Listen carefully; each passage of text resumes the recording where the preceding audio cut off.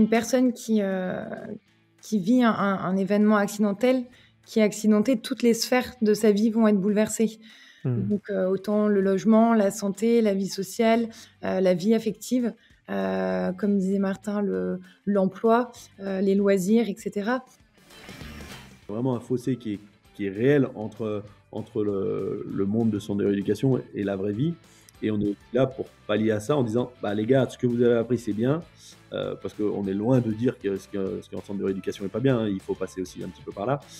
Mais on va essayer de leur apprendre la vraie vie et de se dire bah, l'accessibilité, c'est bien, l'adaptabilité, c'est peut-être mieux aussi. Et l'association, elle est aussi là pour recréer ce lien social et de dire bah vas-y, on va faire des trucs et puis tu vas voir que ça va créer des liens parce que quand tu auras sauté en parachute avec un mec, bah en fait, ça va devenir un pote parce que tu auras partagé quelque chose de fort. Et c'est aussi pour ça que l'association s'est développée sur le territoire national pour justement qu'on ait des antennes plus locales pour justement le lien puisse se recréer plus facilement autour de l'association et justement de créer un vrai groupe, quoi.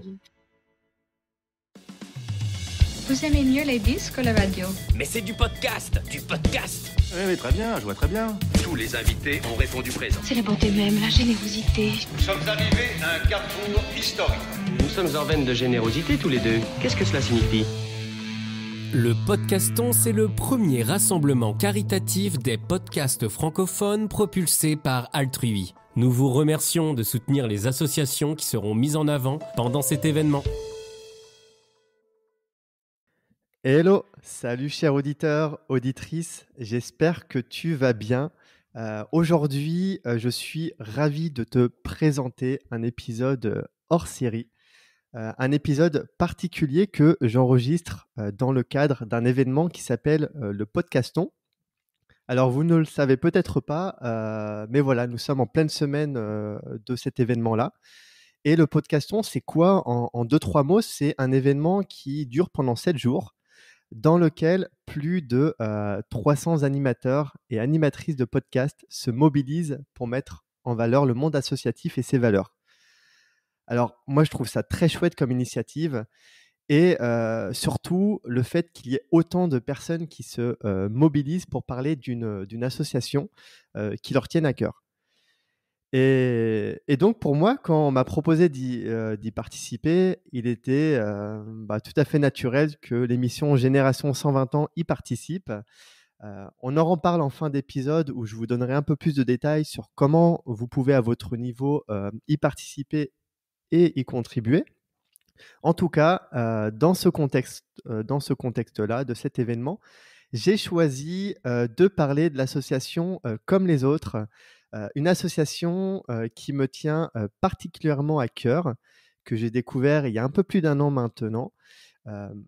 Et Comme les autres, en 2-3 mots, c'est quoi? C'est une association qui propose un accompagnement social dynamisé par diverses activités aux personnes devenues handicapées à la suite d'un accident de la vie.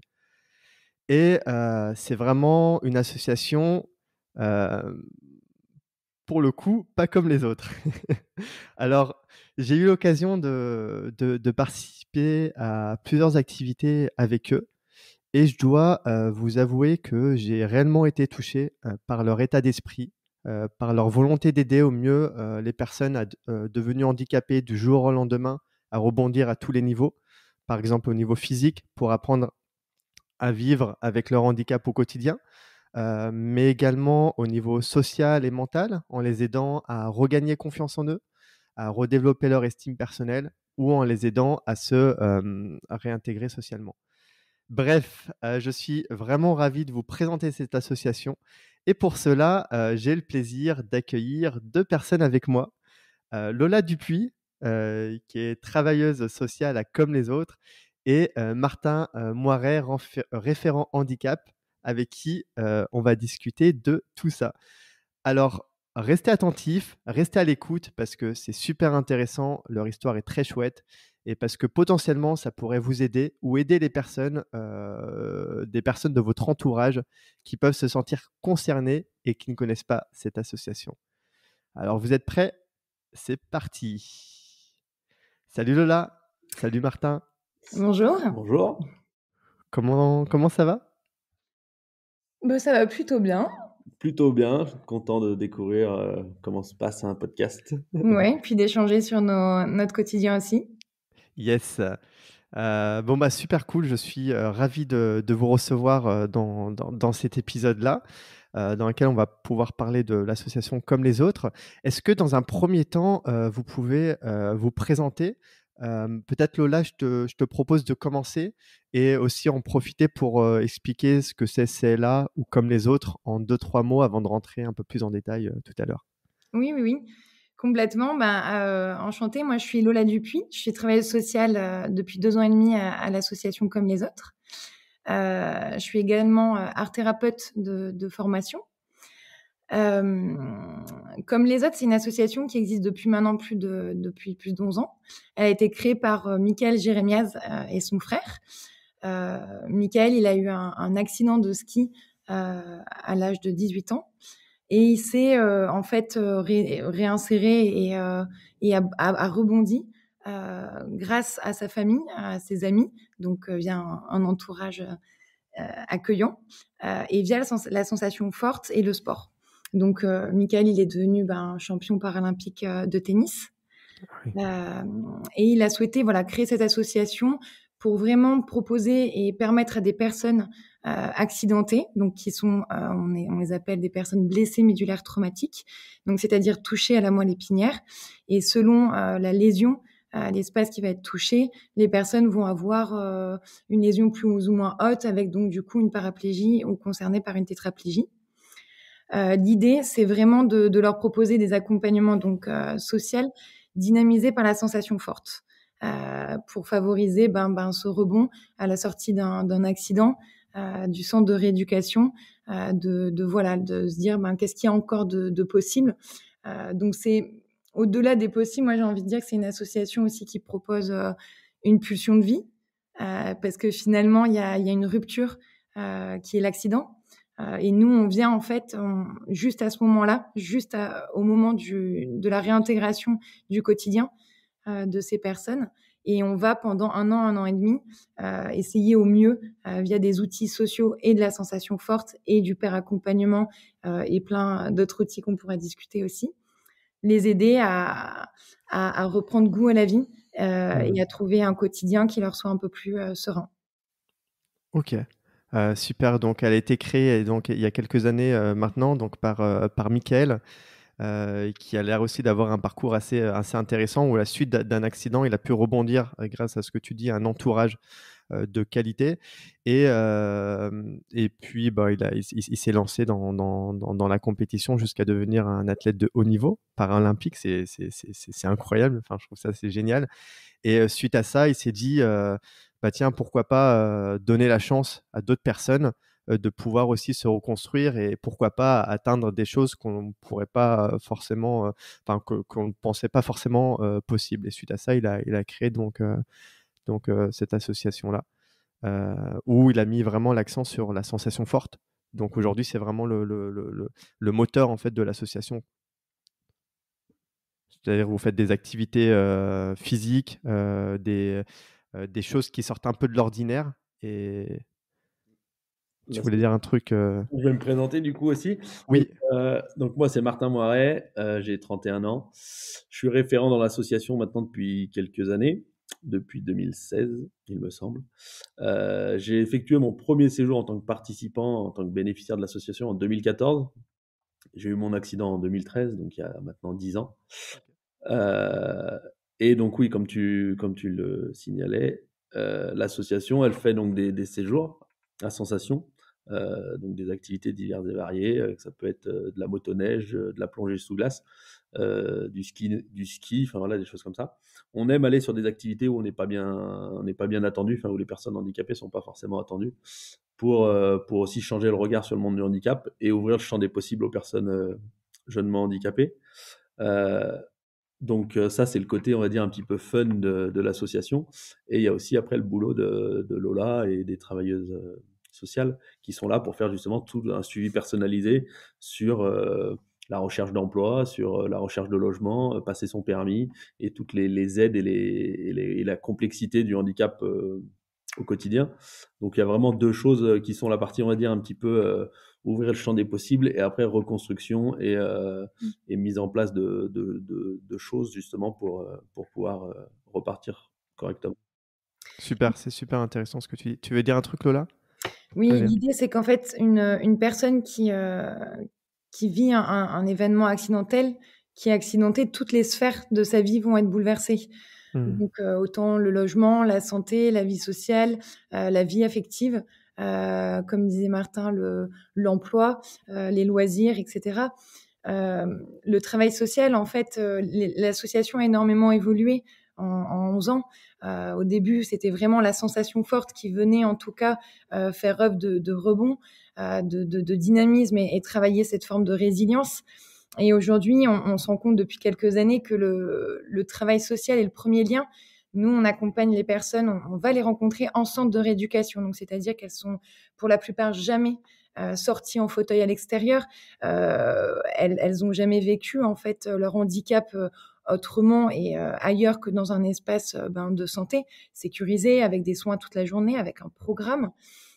Et nous, on va arriver en leur proposant un accompagnement social pour les aider en leur disant, voilà, on peut t'accompagner à vivre de manière le plus fluide et de manière le plus périn et serein possible cette transition de vie qui va être ton retour à domicile finalement. Donc toutes ces sphères voilà qui sont bouleversées, l'idée c'est qu'on les aide aussi à prioriser, à se dire par quoi je commence en fait, parce que tout est en morceaux, enfin et en tout cas modifié, que ce soit l'identité ou toutes ces sphères là. Et la sensation forte maintenant, elle vient comme un outil. C'est-à-dire que dans l'accompagnement et dans la priorisation des besoins et des freins qu'on va essayer de lever au fur et à mesure, le séjour et les activités à sensation forte qu'on va faire tous les mois, elles vont venir en fait, voilà, dynamiser tout ton parcours de reconstruction. Ouais. Ouais, OK, super intéressant, ce que tu dis. Effectivement, enfin, j'en parlerai sûrement tout à l'heure où j'ai eu la chance de participer à un séjour et j'ai trouvé ça, assez incroyable et assez inspirant et c'est vraiment on voit on voit le avant et le après. En tout cas, moi, j'ai pu le voir, sur, l'état d'esprit, de toutes les personnes qui ont participé à ce séjour que bah, il y a un avant-séjour, un avant-séjour où on va avoir peut-être tendance à être un peu plus réservé, on va être sur, on va avoir des doutes, on va avoir des peurs et cetera et après en revenant du séjour, c'est: «Waouh, j'ai fait ça, je me lance dans une nouvelle perspective, je vais pouvoir faire ci» et cetera et ça, j'ai trouvé, ça incroyable. Hem Donc avant de rentrer dans tout ça et de parler, vraiment des choses sur comment ça fonctionne, l'accompagnement, qu'est-ce que vous faites et cetera. Est-ce que, Martin, tu peux, raconter un peu ton histoire? Comment tu as découvert, enfin, qu'est-ce qui s'est passé? Enfin, si tu as envie d'en parler et comment tu es arrivé chez CLA et ça a quoi été c'était quoi ton parcours et ton état d'esprit, avant, après, voilà, enfin, au fur et à Alors moi, mesure?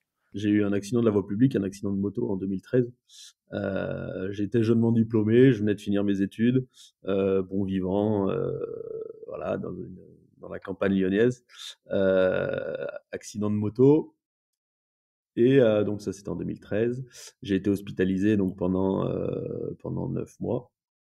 Je suis sorti au bout de 9 mois de centre de rééducation avec ce qu'on tape à la découverte d'un nouveau monde. Enfin, même si un petit peu sensibilisé au monde hospitalier par une mère infirmière, par des cousins médecins ou des choses comme ça, un oncle déjà handicapé.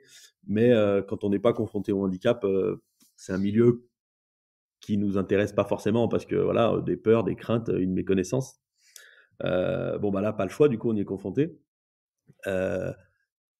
J'ai toujours relativement j'ai même toujours, pas relativement, j'ai même toujours bien accepté mon handicap et mon accident, on va dire. J'ai toujours fait en sorte de voir le côté positif et de me dire, bah voilà, je suis en fauteuil, mais on va faire en sorte de pouvoir faire des choses.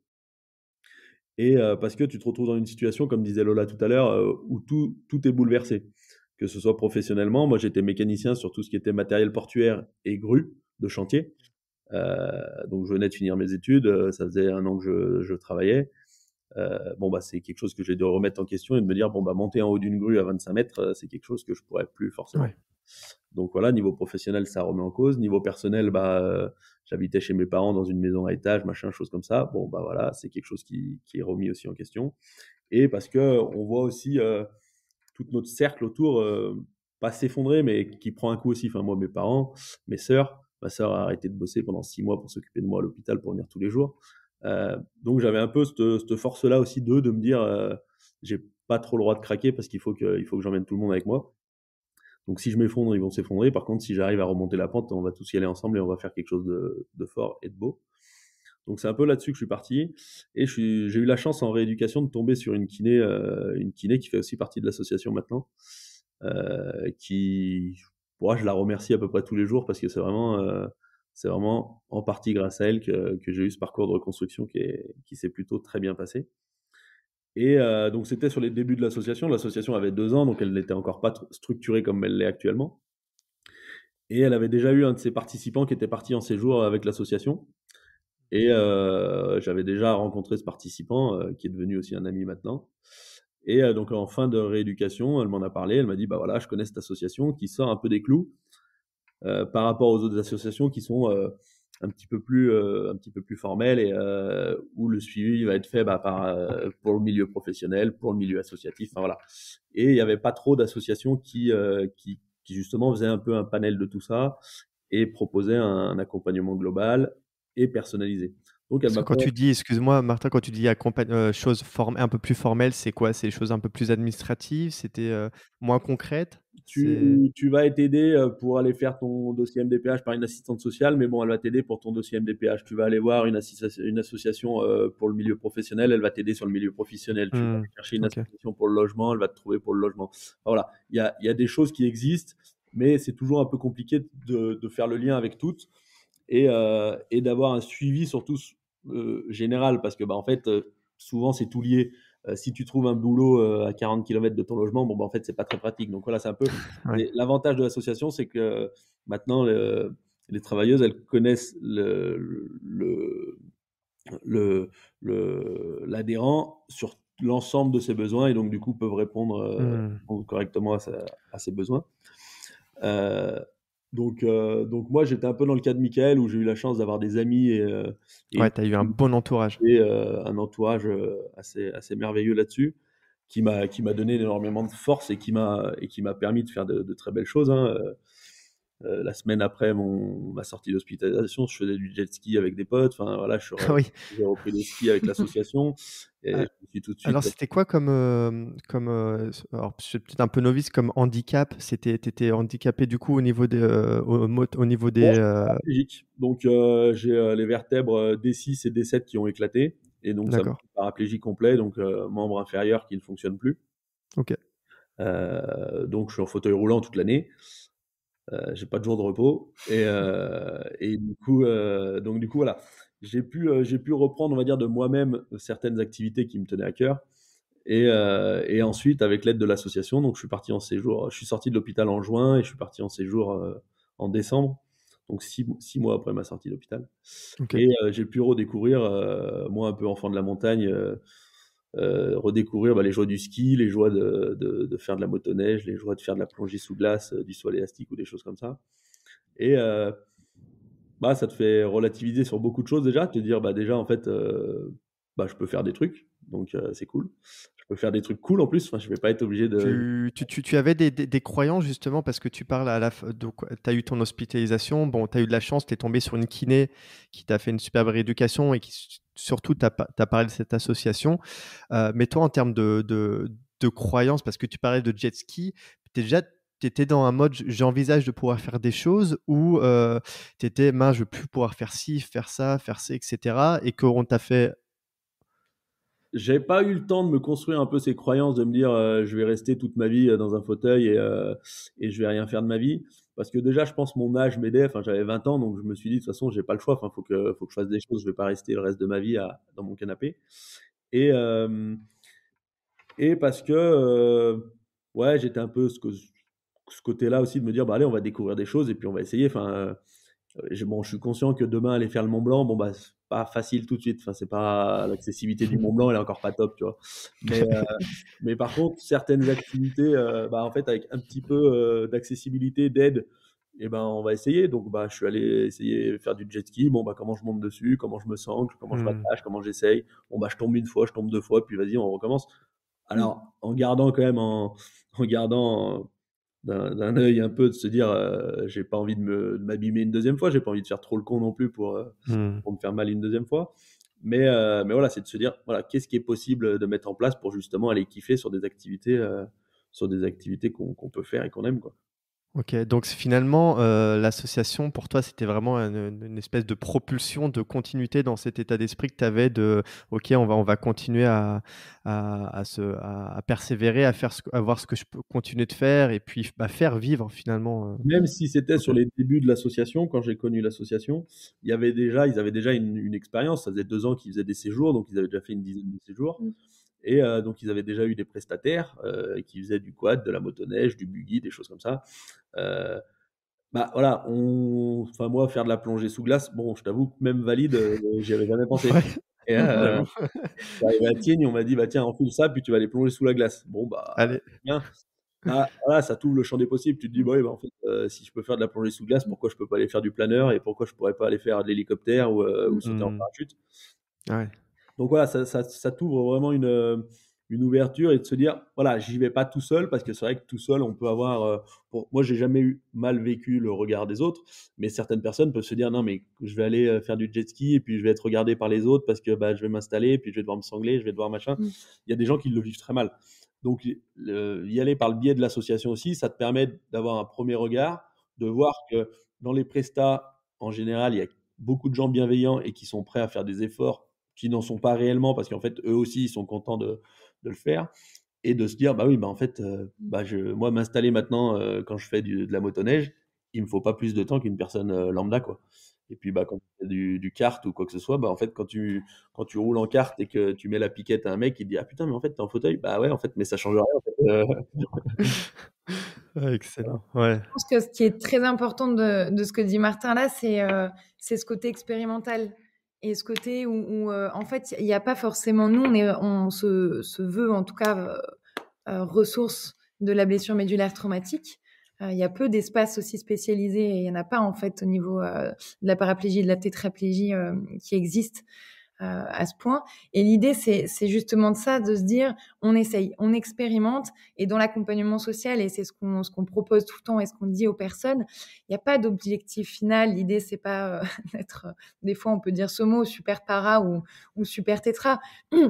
L'idée, c'est vraiment de se donner cette année, juste après l'accident, de rebond et d'expérimenter, de tester, de voir si la mobilité, on peut aller pousser un peu plus le curseur, si on peut aller dans la rue, aller tester des choses dans des chemins plus escarpés, si on peut tester des activités peut-être plus de sport au début, de kayak, de basket, et puis pousser le vice de voilà, est-ce qu'on peut faire de la plongée sous glace ou du parapente et je pense que c'est aussi ça la force de Comme les autres.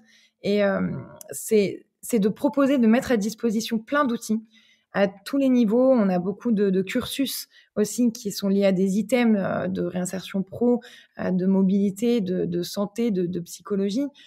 Et en fait, l'idée, c'est de regrouper toutes ces personnes qui pourraient avoir le même besoin et de leur proposer d'essayer, de se dire, on se questionne là-dessus, qu'est-ce que ça peut faire, qu'est-ce que ça peut laisser émerger comme trace pour laisser une trace pour la suite et voilà, et tout ça à leur rythme. Et surtout, et ça, je trouve ça chouette de le dire, dans un cadre qui est quand même très déconstruit, pas institutionnalisé dans le sens où on n'a pas de locaux. On a des Ouais. locaux, mais c'est des bureaux. Nous, on se déplace, on va au domicile des personnes, où on se retrouve des fois dans les cafés, ou alors sinon tous les mois on fait des apéros, où on boit des verres, on boit des bières, et puis on tutoie. Nous, on tutoie les personnes qu'on accompagne, et nous tutoie aussi. Donc on est sur une relation aussi qui est très très latérale et quelque chose de très réhumanisant. Et ça, finalement, je pense que c'est quelque chose qui leur fait énormément de bien. Ce côté où je peux entendre en sortie de centre, je veux pas intégrer une association d'handicapés. Voilà, là, mon identité, c'est d'être handicapée. Je vais tranquillement déjà parvenir à accepter ça, comme tu disais, cette image et cette identité-là. Mais en plus, si on me met dans cette case-là, dans une association handicap, Ouais. c'est encore plus terrible. Et nous, c'est ça, Ouais. c'est de tout déjouer en se disant non. L'idée, c'est qu'on va t'aider dans ton handicap. Mais Ouais. il y a des personnes valides qui sont sensibilisées, il y a des personnes qui ont eu leur accident il y a plus longtemps. Il y a nous en tant que professionnels, mais t'es une personne aussi. Et voilà, on rejoue avec toutes ces choses-là qui ont été quand même dans l'accompagnement social très marquées et qui brisent pour moi et qui met à distance quelque chose de très fort. Ouais, ce qu'on comprend, c'est que vous mettez vraiment un niveau. Il y a pas de l'un au-dessus de l'autre et c'est vraiment on cherche à voilà, c'est comme le nom de l'association finalement, comme les autres, il y a pas de raison parce que tu as eu cet accident ou quoi que ce soit que tu sois à un autre niveau. C'est vraiment on est au même niveau et ce côté informel, joue beaucoup quoi, finalement. En fait, ce qu'il faut aussi voir, c'est que quand on vient d'avoir un accident de la route ou un accident, enfin voilà, et que le handicap arrive, on passe souvent entre 6 mois, 1 an et demi en centre de rééducation. OK. Où là, justement, on va nous apprendre à vivre en centre de rééducation. Donc, on va t'apprendre que la vie adaptée, bah voilà, il faut une petite rampe pour aller à la boucherie, il faut un petit escalator pour monter 2 marches, il te faut une planche de transfert pour faire ci, il te faut des sondes pour faire ci. Enfin voilà, il te faut vivre dans un monde en centre de rééducation qui est un petit peu aseptisé, où tout va bien, où t'es un peu chouchouté par toutes les infirmières, par les aides-soignantes, par les médecins, où tu es vraiment au centre de l'attention. Et il se passe un peu un fossé entre ce qui se passe en centre de rééducation et la vie réelle, même si l'accessibilité évolue un petit peu sur certains points, on n'est encore pas un monde full access. Et donc, du coup, voilà, il y a vraiment un fossé qui est réel entre le monde de son rééducation et la vraie vie. Et on est aussi là pour pallier à ça en disant, bah, les gars, ce que vous avez appris, c'est bien, parce qu'on est loin de dire que ce qui est en centre de rééducation n'est pas bien, hein, il faut passer aussi un petit peu par là. Mais on va essayer de leur apprendre la vraie vie et de se dire, bah, en fait, tu vas pas pouvoir avoir ta planche de transfert H24 avec toi si tu veux continuer à vivre un petit peu correctement. Dans certains cas, hein, il y a des handicaps où il n'y a pas le choix, enfin voilà, c'est comme ça. Mais voilà, on essaye un peu de sortir de ça aussi, de se dire, l'accessibilité c'est bien, l'adaptabilité c'est peut-être mieux aussi, et d'ouvrir aux gens en fauteuil, enfin, qui sont confrontés à un handicap, de se dire, bah, qu'est-ce que je peux mettre en place justement de moi-même pour me dire, bah, en fait, oui, là, il y a peut-être une marche, mais je peux peut-être faire comme ça. Je vais apprendre à la passer, peut-être avec de l'aide de quelqu'un. Chose qui, en centre de rééducation, on va dire, bah, s'il y a une marche, tu mets une rampe. Ouais, mais je peux pas toujours mettre une rampe, Ouais. parce qu'elle n'existe pas. Donc voilà, Ouais. nous, on va essayer de construire aussi ça, de se dire, bah, construire ou déconstruire, enfin, je sais pas dans quel sens, mais de se dire, voilà, en fait, la vie, elle est pas toute rose, c'est bien beau les grands projets, les grandes choses, mais c'est pas la réalité encore. Dans 20 ans ou dans 30 ans peut-être, actuellement ça l'est pas. Donc bah, il faut apprendre un peu la débrouille. Et nous, c'est aussi ce qu'on met en avant sur nos séjours, c'est de se dire, on va pas tout le temps dans des hôtels ou dans des campings full access. Bah, il y a des fois, c'est pas forcément très accessible, dans le minimum, dans le minimum. Oui.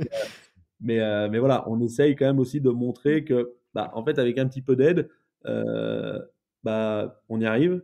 Et c'est surtout qu'aussi les séjours, je sais pas si on l'a expliqué, mais en fait, ils se font en mixité handi-valide. On part sur les séjours, donc une mixité handi-valide. Et donc pour les handis, c'est un peu ouvrir le champ des possibles et justement se dire, bah voilà, je suis capable. Pour les valides, c'est un petit peu changer le regard sur le monde du handicap. Et l'ensemble des deux fait qu'en fait, on se rend compte que tout le monde a un handicap selon la situation. Enfin, une personne qui fait 1,95 m pour rentrer dans une combinaison de plongée sous glace, bah, en fait, c'est compliqué. La personne qui a le vertige pour sauter à l'élastique, bah, en fait, c'est compliqué. Ouais. Et donc, selon la situation, le handicap, il est là. Et donc, c'est aussi ça qu'on essaye de mettre aussi un petit peu en avant, de se dire, bah oui, moi, pour monter en haut du Mont Blanc, je suis handicapé. Par contre, pour bosser au quotidien dans ma société, ça dérange personne que je sois en fauteuil et je fais exactement le même boulot que les autres. Et là-dessus, il n'y a pas de problème. Donc, c'est aussi montrer, voilà, faire un peu un parallèle là-dessus et de se dire, bah, en fait, il n'y a pas de. Les limites qui existent, en fait, c'est souvent, bah, comme on dit, hein, c'est toi qui te les fixes. Et c'est de dire, bah, en fait, il y a plein de choses de possibles. Il suffit un peu, bah, c'est sûr que ça demande un petit peu plus d'énergie, un petit peu plus d'envie et de besoin. Donc l'association, elle est aussi là pour ça, pour se mettre le petit coup de pied au derrière et de se dire, bah allez, t'es capable. Voilà, il y en a 50 qui sont passés avant toi qui ont été capables, donc bah Il n'y a vas-y. pas de raison que toi aussi tu n'y arrives pas. Tu n'y arrives pas. Et puis si tu as besoin un peu plus d'aide que les autres, parce qu'on n'a pas tous les mêmes capacités, et ben on va y aller et on va t'amener les outils justement pour aller chercher ces objectifs, quoi. Ouais, c'est super intéressant, ouais, ce côté ouverture d'esprit. Et ce que je ne savais pas, c'est que dans les centres de rééducation, donc, on passe quand même un certain temps, mais que c'est quand même une espèce de bulle où finalement on ne nous confronte pas forcément à la vraie réalité des choses, parce que finalement, bah, voilà, on t'apprend tout un tas de techniques, voilà à quoi il faut que tu fasses attention, etc., etc. Mais, et à partir du moment où la personne elle sort de ce centre de rééducation, bah, là elle se retrouve face à on va dire un monde nouveau où bah, elle se rend compte que bah, il y a plein de choses qui sont différentes. Et peut-être ça doit beaucoup jouer sur son moral, ou peut-être sur son quotidien. Bah, Est-ce que c'était le cas pour toi? Bah, tu as rencontré, toi c'est un peu particulier parce que tu as rencontré cette assos assez tôt finalement, même le kiné, elle t'en a parlé, mais est-ce que tu as eu quand même eu cette sensation de... En fait, ce qui est un peu compliqué avec le centre de rééducation, alors, on essaye d'y travailler aussi, hein, parce que moi je suis aussi bénévole dans le centre de rééducation, justement pour faire des liens avec des anciens patients et mettre en place une relation justement un petit peu ancien patient, pour justement dire qu'est-ce qu'on peut améliorer sur le parcours de reconstruction, qu'est-ce qu'on peut faire. J'interviens dans le centre de rééducation lyonnais justement pour aller faire des interventions sur des personnes qui viennent d'avoir un accident. Donc c'est sûr que le discours que j'ai maintenant, je peux pas forcément le donner à quelqu'un qui vient d'avoir un accident il y a une semaine. Bien sûr, bien sûr. Voilà, parce qu'il faut le temps d'accepter. Il y a des gens qui acceptent au bout de 2 semaines, il y a des gens qui acceptent au bout de 6 mois, il y a des gens qui accepteront jamais. Donc ça, mais ça, c'est propre à chacun. Et ce que je voulais rebondir là-dessus sur ce que tu disais, en fait, le centre de rééducation, on est vraiment aussi bien au centre de l'attention des gens qui travaillent au centre de rééducation, donc les infirmiers, les aides-soignantes, mais aussi du cercle amical et du cercle de famille. Les gens en centre de rééducation se déplacent pour venir nous voir. Voilà, l'attraction, c'est moche de dire ça, mais voilà, on est au centre de tout. Quand on retourne dans la vie active, on va dire, quand on sort du centre de rééducation, bah, on est livré à nous-mêmes, les gens reprennent leur vie, tes potes, ils retournent au boulot, tes potes, voilà. Donc, tu es aussi... Bah, t'as perdu ton lien social, parce que mine de rien, centre de rééducation, moi c'est comme ça qu'on les appelle, mais t'as des potes de galère. Enfin, t'as des mecs qui sont dans la même situation que toi, tu passes 90% de ton temps avec eux parce que tu te retrouves au foyer, tu joues au baby avec eux, tu fais des avec eux. Donc t'as un lien social qui sont pas forcément tes potes à la base, qui deviennent tes potes de galère. On est tous dans le même bateau, donc tu peux parler de sujets un peu ouvertement. Quand tu retournes dans la vraie vie, on va dire, avec ta famille, avec tes amis, tu te sens pas forcément écouté, tu te sens pas forcément à ta place, parce que justement, personne n'est dans le même cas. Enfin, tu retournes et tes amis sont pas forcément sensibilisés encore au handicap, parce que tu viens d'avoir un accident, tu viens d'avoir une chose. Donc, tu as aussi un peu tout ça à gérer. Et quand tu as passé 9 mois, 10 mois, 1 an et demi en centre de rééducation, bah, tu as aussi certaines personnes qui se sont coupées un peu du lien social, parce que tu peux avoir un accident à l'autre bout de la France et être hospitalisé à l'autre bout de la France. Et du coup, tes amis, au bout d'un moment, bah, ça s'est un petit peu essoufflé, ces choses comme ça. Donc l'association, elle est aussi là pour recréer ce lien social et de dire, bah, vas-y, on va faire des trucs, et puis tu vas voir que ça va créer des liens, parce que quand tu auras sauté en parachute avec un mec, bah, en fait, ça va devenir un pote, parce que tu auras partagé quelque chose de fort. Et c'est aussi pour ça que l'association s'est développée sur le territoire national, pour justement qu'on ait des antennes plus locales, pour que justement le lien puisse se recréer plus facilement autour de l'association, et justement de créer un vrai groupe, quoi. Mais c'est une des premières missions de l'association, hein, de rompre l'isolement social, parce que ce qui se passe, c'est que les personnes, quand elles sont au centre de rééducation, elles sont dans cet espace, mais si on les identifie pas, et on ne peut pas présenter l'association juste avant leur sortie, en tout cas, donc pendant ce laps de temps où ils sont encore en centre de rééducation, c'est des personnes qui vont rester au domicile, qui vont s'isoler, qui n'auront pas de billes, qui seront peut-être seules, qui auront peut-être, à minima, aller 1 ou 2 séances de kiné par semaine, et voilà. Et après, comment recréer le lien avec ces personnes et qu'elles se remettent en mouvement, ça c'est hyper compliqué. Et puis, Ah oui. Ce que tu dis, c'est qu'une fois qu'ils sortent du centre de rééducation, si on ne leur a pas parlé de l'association, après elles sont lâchées dans la nature, il n'y a aucun moyen de, enfin, entre guillemets, d'avoir une prise sur eux, enfin sur ces personnes-là pour les faire venir et pour les aider. C'est ça. que... Et puis on sait que dans ces moments-là, quand on est isolé, et puis comme on parle quand même de personnes qui ont vécu un événement traumatique, donc beaucoup sont quand même vraiment en situation de dépression. C'est au niveau psychique, il y a quand même aussi moralement des bouleversements énormes. Donc, leur demander d'initier ce mouvement une fois en retour à domicile, alors que la passivité aussi commence à s'installer, et puis le découragement, on sait très bien qu'elles vont moins nous rappeler, et que là, ça va être très, très compliqué pour nous de rebondir justement et de leur proposer cet accompagnement. Donc voilà, c'est pour ça qu'on travaille aussi beaucoup avec les centres et que nous aussi, on a très étroitement des orientations avec les centres de rééducation, et on vient créer la relation en amont dans le centre de rééducation pour que la relation de confiance soit déjà établie, et ensuite à la sortie on peut travailler d'autres choses. Enfin, Ok, donc il y a un vrai enjeu de contact au moment dans le centre de rééducation. Et aujourd'hui, donc vous travaillez avec la plupart des centres. Alors, je sais pas, c'est peut-être une question naïve. Je sais pas combien de centres de rééducation, s'il y en a autant qui est de villes. Mais en tout cas, est-ce que votre objectif, c'est d'être en contact avec tous les centres de rééducation, et essayer de prendre toutes ces personnes, enfin de donner le contact et cette envie aux personnes qui ont un accident de venir? Complètement. C'est une énorme partie de notre travail. On a 7 antennes dans 7 régions différentes aujourd'hui. Et dans chaque région, on a un responsable d'antenne et des travailleurs sociaux. Et on se déplace dans tous les centres de rééducation. Donc, par exemple, en Auvergne-Rhône-Alpes, on est en lien avec le centre de rééducation qui accompagne le plus de blessés médulaires à Grenoble, à Valence, Saint-Étienne, Lyon, un peu en Haute-Savoie. Il y a des gros centres de rééducation qui sont vraiment spécialisés dans la blessure médulaire, et du coup avec qui on est principalement dans toutes les régions déjà en lien. Puis il y a d'autres petits centres de rééducation pour lesquels ils vont accueillir que quelques blessés médulaires. Et là, c'est vraiment un travail d'affinage, de s'identifier à eux, qui nous identifier, et qu'eux aussi, ils aient ce mécanisme de nous appeler dès qu'une personne peut être dans le profil. Ça, c'est un énorme travail. Pour les centres de rééducation, la première chose qui a été un petit peu à faire, c'est de créer déjà la confiance au centre de rééducation, enfin de dire... dans le sens où eux, ça fait des années qu'on leur apprend qu'il faut que les gens, justement, ils vont vivre dans un milieu adapté, choses comme ça. Et quand on vient présenter l'association en leur disant, nous, tout ce que vous faites, c'est bien, s'il faut, mais nous, on va travailler un petit peu différemment. On va leur apprendre qu'en fait, ouvrir le champ des possibles, c'est le but. Et puis de se dire, voilà, on va peut-être les faire certains, toujours dans le respect du médical. Enfin, je veux dire, on prend jamais aucun risque s'il y a une contre-indication médicale, ou c'est toujours, on est ultra vigilant là-dessus. Et sur chaque séjour ou activité, il y a un certificat médical ou choses comme ça. Enfin, on n'est pas des inconscients non plus.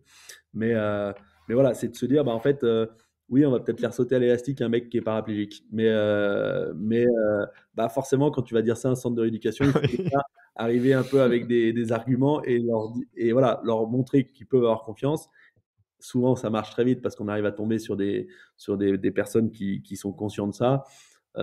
Et du coup, on arrive à créer. Et la première confiance à créer, c'est aussi avec le centre, pour justement, eux, derrière, puissent se dire, au moins, quand le mec va sortir, on peut les envoyer à cette association. C'est vraiment... Et il y a des gens qui y travaillent, et c'est pas juste du fun et du délire. Il y a vraiment un suivi, et il y a vraiment quelque chose derrière, quoi. Il y a vraiment notre légitimité, comme tu dis, Martin, qui est en jeu, et qu'il faut quand même qu'on défende souvent.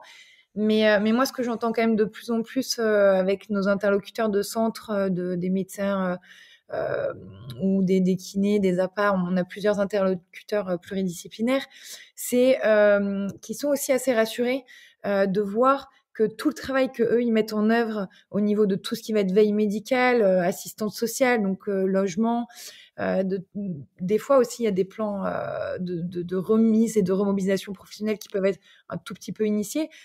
On peut aussi arriver et les rassurer en leur disant, on prolonge votre travail. C'est ça, ouais. Voilà. Et ça se passe quand même de plus en plus. Oui. Et puis, il y a le temps aussi qui joue en votre faveur. C'est-à-dire que maintenant, ça fait plus de 10 ans que la sauce ça existe, si je ne me trompe pas.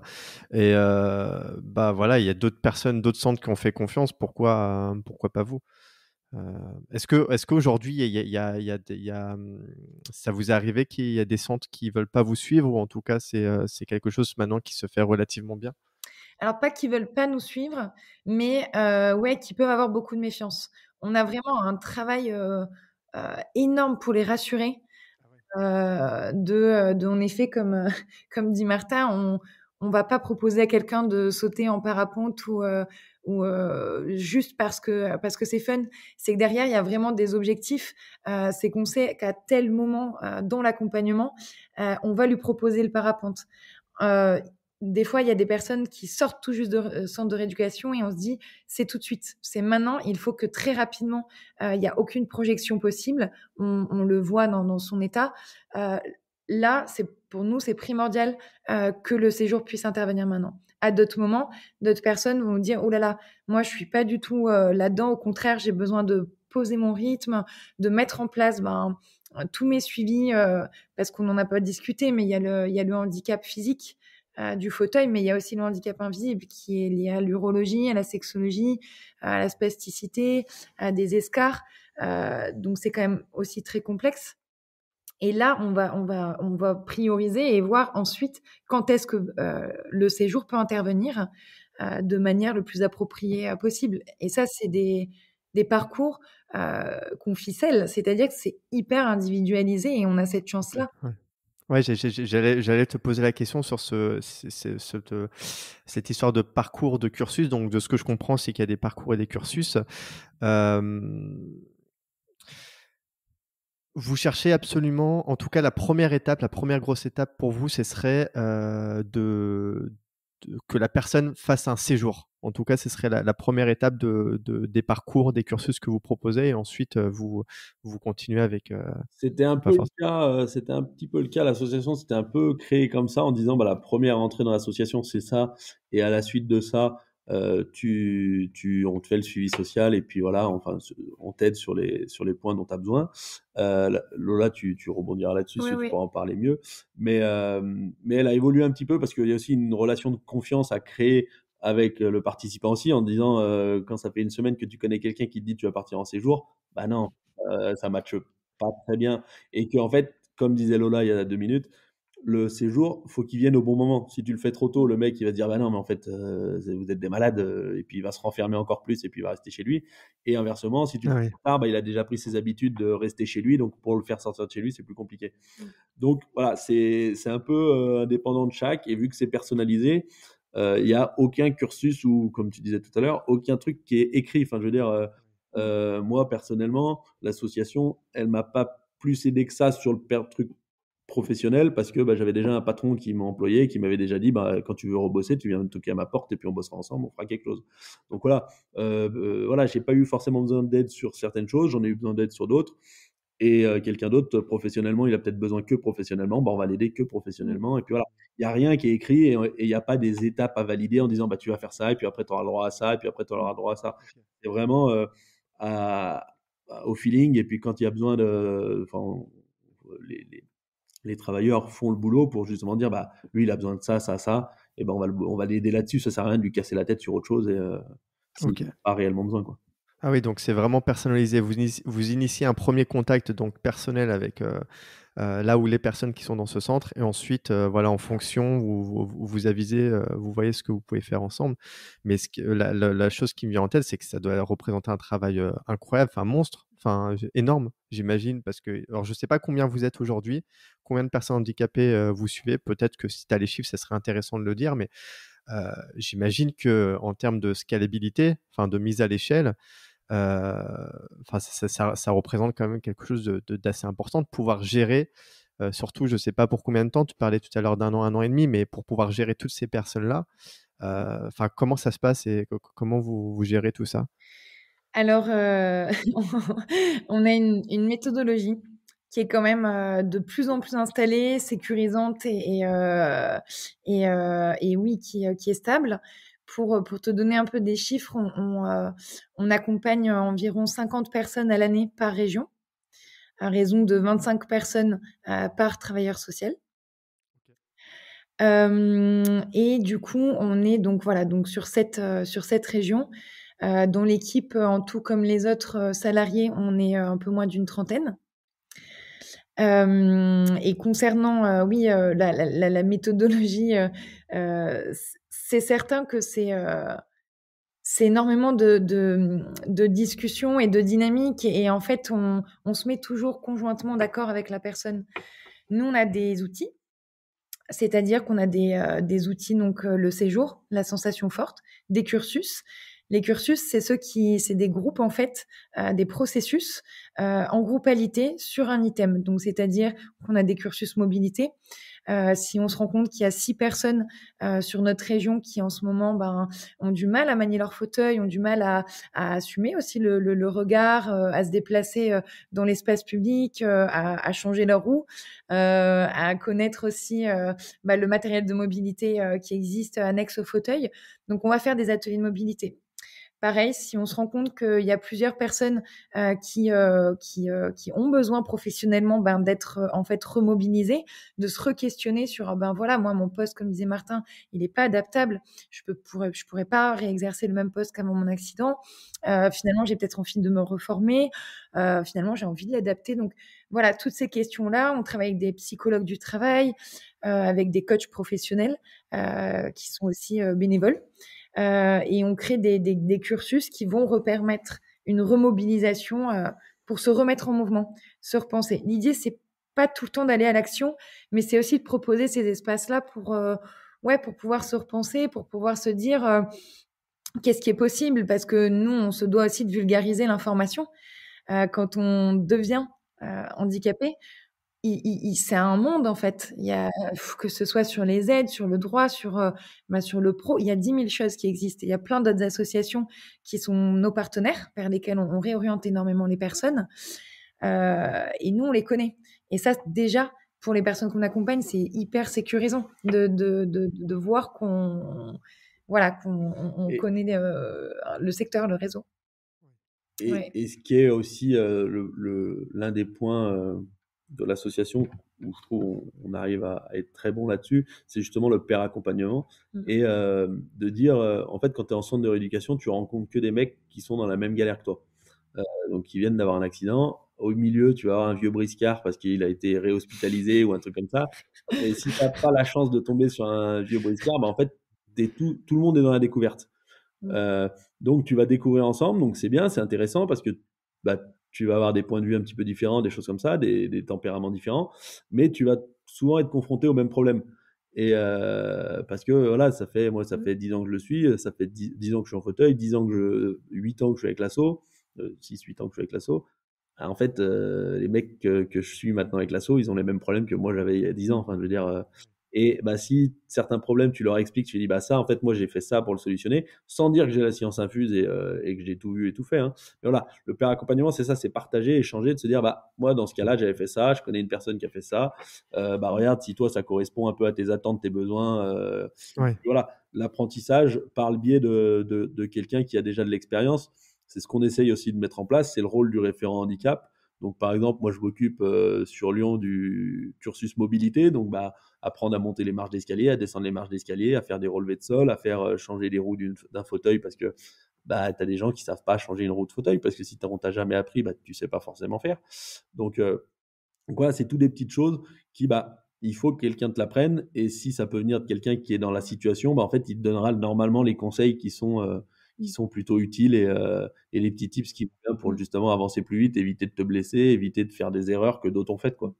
Ouais, c'est une espèce de coaching de mentor. Voilà, tu es un mentor un peu pour les, on va dire entre guillemets, les novices. Enfin, ceux qui... Mentor, j'aime pas trop ce mot, mais c'est plutôt parce qu'en fait, moi aussi, j'apprends tous les jours. Parce qu'en fait, c'est plus dans l'échange, c'est de se dire, on va se mettre autour d'une table et on va discuter. Et je suis là en tant qu'intervenant parce que voilà, par l'asso, j'ai fait ce bout de chemin avec eux. Mais je suis pas là en disant tout ce que vous faites c'est nul et il faut faire comme je fais. Enfin, c'est vraiment de l'échange. Et puis moi, il y a des fois certaines choses que je vois sur des séjours ou sur des activités où je me dis putain mais je suis con en fait. Pourquoi j'avais pas pensé à ça moi Parce que voilà, c'est vraiment un échange au quotidien de se dire c'est un échange. voilà, on peut tous apprendre des autres et c'est plus facile d'échanger. Donc l'association, c'est aussi pour ça qu'il y a les apéros, les retrouvailles entre nous. C'est vraiment échanger au quotidien sur tout, sur toute voilà, aussi bien avec des valides, des handis, parce que on a des valides qui sont très impliqués, qui moi je fais de la couture, donc en fait ton jean qui est trop grand parce qu'en fait machin, je peux te le modifier, je peux te le truc. Donc voilà, c'est vraiment un échange global et sur tous les points de vue et sur tous les situations, quoi. En fait, on a une énorme communauté valides ou qui ont eu leur accident il y a un certain nombre d'années ou qui sont accompagnés, donc nouvellement accidentés. Et nous, ce qu'on tend à faire vraiment et ce qui fonctionne bien, c'est de prendre toutes ces ressources, de voir où est-ce qu'elles pourraient se compléter, servir, etc. Et le pair accompagnement dont parle Martin, donc des personnes qui ont eu leur accident depuis un certain nombre d'années et voilà, qui peuvent aussi aider et conseiller des nouvelles personnes accidentées. Ça, c'est un outil qui est primordial et qui marche énormément chez Comme les autres, parce que nous, même en tant que travailleurs sociaux et professionnels, on a toutes ces connaissances, ces réseaux, ces billes, ces formations. Donc voilà, on peut mettre tout ça en place, mais on n'a pas non plus la connaissance de l'expérience et du vécu intrinsèque. Bien sûr. Et on s'appuie énormément sur des Martins. Ils s'appellent pas tous Martin. Mais Martin 1, Martin 2. Parce qu'en fait, voilà, moi, je vais pouvoir appeler Martin et dire j'ai une personne que j'accompagne qui a un problème, peut-être médical ou au niveau du fauteuil. Et c'est une discussion que je pourrais pas avoir de la même manière que Martin pourra avoir avec lui. Et Martin verra des choses que moi, je verrai pas non plus. Donc, on fonctionne quand même très étroitement. Et ça, c'est agréable en tant que professionnel, mais aussi pour les personnes accompagnées, je pense. Ouais, vous cherchez à faire une émulation, enfin voilà, à centraliser les ressources et puis finalement vous aider les uns les autres. Et toi, alors excuse-moi si je me souviens plus, combien il y a de référents par antenne, handicap, de personnes référentes handicapées? Alors, Il y en a... c'est pas défini. Souvent, les référents sont des personnes qui sont parties en séjour avec l'asso, donc qui étaient bénéficiaires de l'asso. Et on s'est rendu compte sur les séjours qu'il avait le tempérament pour, qu'il avait les connaissances pour, qu'il avait les épaules pour. Sur les séjours, voilà, ça demande quand même un petit encadrement de pas faire n'importe quoi sur les activités. Enfin là, ça demande quand même une petite responsabilité. Je dis pas que c'est exceptionnel et qu'on fait des choses surhumaines. Mais voilà, c'est vraiment donc sur les séjours, quand on rentre de séjour, on fait des débriefings de séjour en disant il y a telle personne, peut-être que dans 2-3 ans ou dans 6 mois, en processus de reconstruction, ça peut lui permettre aussi de prendre un peu des responsabilités, de se réintégrer et d'être investi dans quelque chose. Pour justement, ça peut être un premier pas dans la reconstruction et de se dire d'être bénévole dans l'asso en tant que référent, ça peut te permettre d'envisager autre chose et de te dire je suis capable de faire ça, donc je suis capable aussi de faire. En fait, tous les processus de reconstruction et de se dire voilà, il y en a pour certains, ça va être un peu transitoire de se dire je fais 4-5 séjours en tant que référent et puis après j'arrête, je passe à autre chose. Moi, j'en fais à peu près 2 par an de séjours en tant que référent. Ça me plaît toujours autant, donc je continue et puis voilà, peut-être que dans 5-6 ans, j'arrêterai pour faire autre chose ou pour voilà. Après, chaque référent rentre aussi dans un processus de formation. Enfin, quand on ne devient pas référent comme ça en disant bon voilà, tu es référent et merci, au revoir. Il y a des... Non, mais il y a quand même 2-3 notions à avoir. Formation, ouais. Il y a des formations en interne faites par des personnes spécialisées, des kinés, des médecins, des choses comme ça, pour justement connaître et être sensibilisé à certaines choses, parce que moi je connais le handicap, mais je connais pas tous les handicaps. Alors on n'a pas non plus un panel d'handicaps différents dans l'association qui est énorme, mais voilà, il faut connaître certaines subtilités. Donc voilà, une formation est obligatoire et nécessaire justement pour être vigilant sur des points importants dans chaque situation. Ok. Ouais, mais ce que je trouve génial dans ce que tu dis, c'est que finalement tout le monde peut devenir référent handicap et aussi peut contribuer par la suite et rendre quelque part l'appareil aux gens qui rejoignent l'association. Donc ça, c'est plutôt cool. Tu parlais, Lola, que vous étiez, je crois, 25 personnes par travail social et vous étiez limité à 50 par antenne, c'est ça? Alors, je me suis peut-être embrouillé dans les chiffres. On est une dizaine de travailleurs sociaux et on accompagne 25 personnes à l'année. OK, voilà, c'est ça. Voilà. Donc est-ce que ça veut dire qu'il y a une liste d'attente? Est-ce que vous arrivez aujourd'hui à pouvoir prendre tout le monde? Comment ça se passe? Exactement, on a une liste d'attente. Les accompagnements durent en moyenne 1 à 1 an et demi, mais des fois, ils vont durer moins longtemps et on va se dire d'accord avec la personne que finalement en 5-6 mois, ce qui devait se vivre chez Comme les autres, s'est vécu et l'accompagnement est plus nécessaire. Donc on va pouvoir intégrer dans notre file active, une personne sur une liste d'attente. Et oui, on a des listes d'attente. Alors ça dépend des régions, mais c'est vrai qu'on arrive pour l'instant assez bien à maintenir les accompagnements, mais c'est vrai que sur certains territoires, on a des personnes qui sont en attente. Ouais. OK. J'ai une question par rapport à cette notion d'accompagnement. Donc là, pendant 1 an et demi, tu vas accompagner, quelqu'un, donc ça va être, proposer peut-être des activités, des séjours, des choses comme ça. Après, la personne, elle peut à tout moment, vous contacter, tout moment demander des conseils. Voilà, enfin, qu'est-ce qui se passe à partir du moment où elle est plus dans l'accompagnement? Ça veut dire qu'elle peut plus, participer aux événements ou, c'est quoi la frontière entre être accompagné et être non accompagné finalement? À part peut-être faire des séjours ou faire des activités qui sont propres, Oui, à oui, la non, soci c'est une bonne question. C'est celle qui peut un peu angoisser aussi, Oui.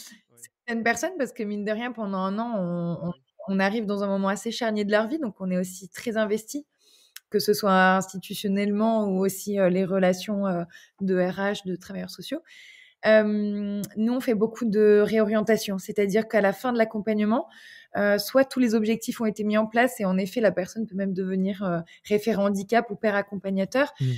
ou alors, finalement, elle se dit voilà que tout est OK et s'il reste encore des choses à faire et on estime que dans l'association, ils peuvent pas être comblés, on va réorienter vers d'autres espaces. Mais dans tous les cas, la personne pourra rester chez Comme les autres dans des moments de convivialité. Parce que ce qui est aussi très important, c'est que les personnes ont des besoins, mais elles recherchent aussi du lien social. Et ce qu'on veut pas, c'est justement que s'il y a plus d'accompagnement, il y a Ouais, justement de l'isolement. Donc ouais, c'est ça, ouais. les Mmh. apéros, les moments où voilà, où on peut se retrouver, des choses, où nous on va faire des posts Facebook ou des posts vraiment qui sont dédiés à toute la communauté, valide ou pas, on va leur proposer, des activités sportives aussi. Mais la sensation forte en elle-même, elle leur sera plus proposée parce D'accord. qu'elle est vraiment considérée comme un outil à 100 dédié aux personnes accompagnées. Mmh. OK. OK, très clair. Donc non, c'est parce que c'est vrai que je me posais la question après de la réintégration à la fin, parce que tu peux te sentir un peu triste, tu peux te sentir peut-être tu te dis: «Mais mince, je me retrouve dans la nature», mais j'imagine que vous faites en sorte de pouvoir lui donner tous les outils pour qu'elle puisse, cette personne, se réintégrer pleinement et en bonne et due forme, quoi. Oui. Ouais, c'est Oui, bien sûr. Mais c'est vrai que la plupart du temps, et ça, c'est chouette parce que du coup, on connaît bien nos communautés maintenant et plus il y a d'accompagnement et plus on connaît nos communautés et nos ressources et elles deviennent souvent, en tout cas, père accompagnateur et nous, on sait que voilà, mmh. cette personne, par exemple, s'est réinsérée dans l'ébénisterie. Ah oui, génial. Personne, je sais pas, cette personne, par exemple, connaît, a eu plusieurs opérations et elle les connaît très bien. Donc, on sait à peu près, le parcours de chacun et on va pouvoir les rappeler et se dire: «Écoute, j'ai une nouvelle personne que j'accompagne qui a vécu à peu près la même chose que Mmh. toi. Est-ce que tu Ouais. pourrais leur en parler?» et cetera. Donc finalement, ils deviennent aussi ressources. Ouais, vous capitalisez les ressources. Ah Ouais. OK. Ouais. OK, ça c'est top. Est-ce que vous cherchez à aussi, hors accompagnement, à faire peut-être des campagnes de sensibilisation, je sais pas, auprès des entreprises, auprès, du tout public, pour leur parler de tout ça en fait, du handicap, de la vision de l'handicap, des obstacles, ou alors vous vous limitez, pleinement à l'accompagnement avec les personnes handicapées? Non, le but de l'association, c'est aussi de se faire connaître de tout le milieu, enfin voilà, de connaître au monde. Donc ça passe par des sensibilisations en entreprise, des sensibilisations dans d'autres associations, dans des événements. Là, sur Lyon, on est en train de mettre en place avec les pompiers d'une caserne, justement, un cross qui a été mis en place dont Ah les oui. bénéfices sont reversés à l'association. Donc, on se fait connaître par ce moyen-là. Les sensibilisations, c'est un moyen d'aller récolter des fonds, parce que c'est quand même le nerf de la guerre dans le monde associatif, mais c'est aussi de se faire connaître parce que demain, si tu es confronté au handicap, te dire, en fait, comme les autres, ça existe. Et puis, si c'est ton petit cousin qui est confronté au handicap, de lui dire, comme les autres, ça existe. Et, c'est pas parce qu'on vient t'en parler que tu vas finir handicapé. Oui. Et donc, du coup, voilà. Non, mais le but, c'est vraiment de se faire connaître, en fait, par tout le monde, pour ouvrir. Parce que si, en fait, par une sensibilisation, on peut réussir à changer un peu le regard de quelqu'un, au moins d'une personne, si à chaque sensibilisation, on arrive à changer le regard d'une personne sur le monde du handicap, parce que c'est aussi ça le but de l'association, en fait, on a gagné quelque chose, quoi. Donc voilà, le but, c'est de faire le plus de sensibilisation aussi possible dans des écoles. On a fait dans des écoles, dans des facs, dans des entreprises, dans des sociétés partenaires, qui sont des partenaires financiers et qui nous demandent des interventions ou des choses comme ça. Ça, c'est important de le dire, parce qu'il y a une sensibilisation directe où on vient faire une intervention avec une méthode particulière, et il y a aussi une sensibilisation un petit peu plus transparente, enfin transparente en tout cas déviée, qui est celle de l'insertion professionnelle et de l'immersion. Et on a beaucoup d'entreprises qui sont aussi nos financeurs, ou en tout cas en local, qui nous connaissent. On leur demande si des personnes qu'on accompagne peuvent faire 1 journée, 2 journées d'immersion ou de stage. Et ces moments-là permettent à la personne de se dire, je teste ma fatigabilité, l'accessibilité, au niveau des sondages, en fait, dans la journée, comment est-ce que je revivrai un quotidien un petit peu professionnel. Mais surtout, et beaucoup, on entend les retours des professionnels, donc que ce soit les RH avec qui on travaille directement, ou en tout cas de toutes les équipes, ah là là, mais en fait, oui, je me rends compte que une personne tétraplégique avec une lésion très haute peut travailler, il peut être dans le marketing, avoir un ordinateur, une souris adaptée, même avoir un assistant de vie qui sera dédié à l'aider à accomplir ses tâches au quotidien. Et ça, c'est aussi une énorme sensibilisation au quotidien. Ok, ouais, non, ça c'est super chouette. Ok, très clair. J'ai une question qui vient de me popper, Lola, parce que tu parlais au début, tu disais que tu étais art thérapeute, c'est ça? En 2-3 mots, en quoi ça consiste? Et est-ce que tu utilises ça du coup dans tes outils, dans l'antenne où tu es, Aura, c'est ça? Oui, Ça s'appelle exactement. l'antenne Aura comme les autres. Ouais, l'antenne Aura Auvergne-Rhône-Alpes. L'art-thérapie, c'est une méthode d'expression basée sur l'art. Donc, du coup, moi, je suis dramathérapeute par le biais du théâtre. Donc, je vais utiliser des médias, l'écriture, la marionnette, la mise en scène, la mise en récit de soi, etc. Et je vais travailler des difficultés, des problématiques dans une visée d'expression, mais aussi de transformation. L'idée, c'est pas du tout d'être dans l'exutoire et dans la sortie, en tout cas émotionnelle ou quelle qu'elle soit, mais de transformer, de se rendre compte qu'on a plein de ressources, on a plein de capacités qui grouillent en nous. Et l'art permet justement ça, c'est une expérimentation en fait. Chez Comme les autres, moi, je travaille beaucoup par le biais de l'écriture. En fait, on accompagne, on se rend compte que beaucoup de personnes qui sortent de centres de rééducation ont un schéma, en tout cas, ou des émotions qui peuvent être vraiment chamboulées et bouleversées.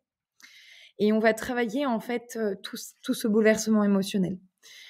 C'est des mécanismes de défense, de protection, comme le déni, la colère, l'injustice, la frustration. Donc, toutes ces émotions-là qui peuvent survenir à la suite d'un accident, elles vont en fait se cristalliser. Et c'est une des étapes en fait d'un chemin de résilience, d'acceptation. Donc, c'est assez ça, hein, finalement. C'est des émotions qui sont là aussi pour nous permettre de franchir une étape. L'idée dans l'écriture, voilà, c'est en 3-4 séances avec un groupe de 4-5. Donc là, c'est la 4e fois qu'on a fait ce groupe, de retravailler tout ça et de se dire, ma colère, d'où elle vient, comment est-ce que je peux la transformer, est-ce que je peux m'y adresser, est-ce que je peux la personnifier pour la mettre à distance. Et voilà, donc on va travailler tous ces mécanismes-là de défense. Et aussi, on fait pas mal de théâtre en dramathérapie. Et là, on va travailler toute la sphère psychocorporelle et vraiment identitaire de quel est mon rôle aujourd'hui, qu'est-ce qui a été bouleversé, qui je suis, comment je veux me représenter. comment je veux me donner à voir, comment le regard de l'autre aussi influe sur ma nouvelle identité aujourd'hui. Et ça, voilà, au national aussi, on crée des cursus et des projets femmes, des projets hommes, des projets images de soi, qui sont très importants parce qu'ils sont quand même vraiment complémentaires à toute la rééducation motrice et physique qui est nécessaire. Mais comme disait Martin, tout est lié. Donc, c'est-à-dire que si la personne manque de confiance en elle, d'estime et qu'elle a encore un sentiment de colère, on va pas pouvoir avancer, que ce soit sur le droit, sur le logement, sur aucun autre item, en fait. On doit vraiment travailler ça et là, on s'entoure voilà, de sexologues, on va dans des spas, dans des friperies, de sophrologues, etc.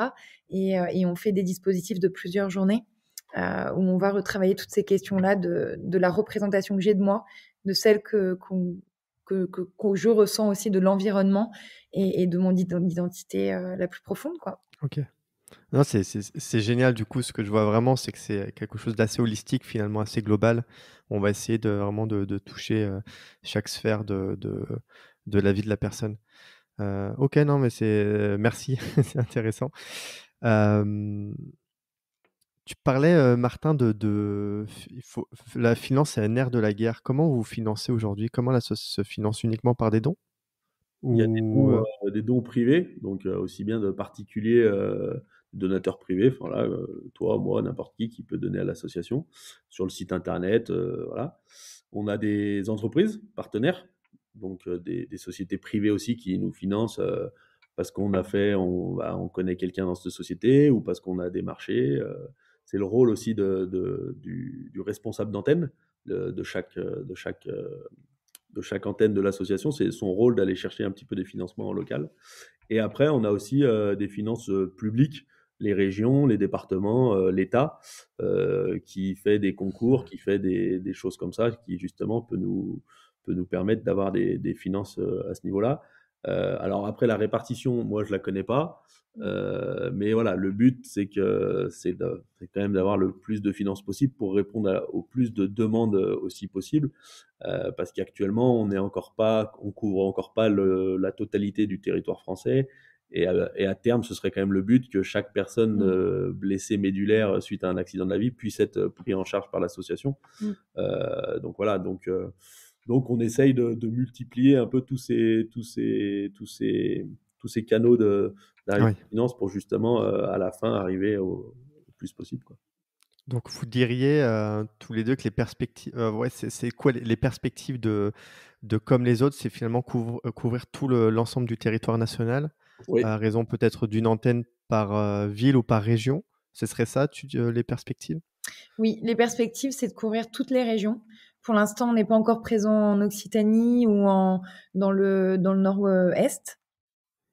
L'idée, ça serait vraiment ça, et de nous s'assurer que aucune personne blessée médulaire traumatique qui sort de centre de rééducation ne sache pas l'existence, en tout cas, au moins, de l'association, qu'elle ait au moins la proposition, qu'elle choisisse de l'intégrer ou non, ça c'est autre chose, mais au moins qu'elle ait la possibilité de bénéficier d'un accompagnement à la suite. Ça, et puis d'être reconnu aussi d'utilité publique.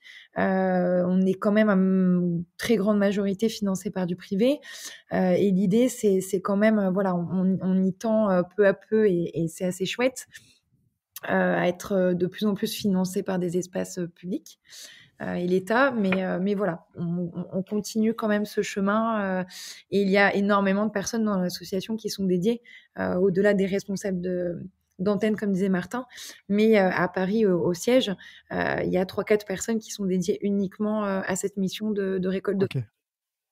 Ok.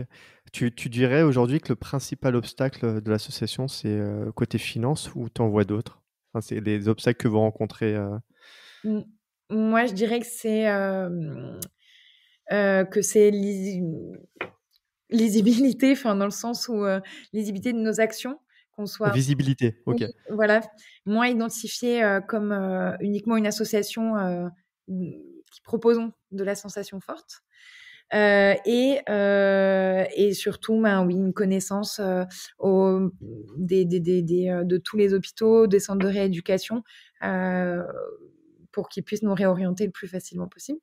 Après, il y a une vraie aussi envie de la direction de l'association de le développer de manière pérenne et dans le temps. Donc, en stabilisant les finances, c'est pas la peine de faire un bond dans les finances et de pas réussir derrière à garder ça. C'est de le faire de manière intelligente et de stabiliser en disant, bah voilà, on a fait une antenne, on va faire une après l'autre, et puis on va développer petit à petit pour justement trouver le staff parce que chaque antenne veut dire un staff, donc responsable d'antenne, des référents, Andy, des référents valides, des travailleurs sociaux.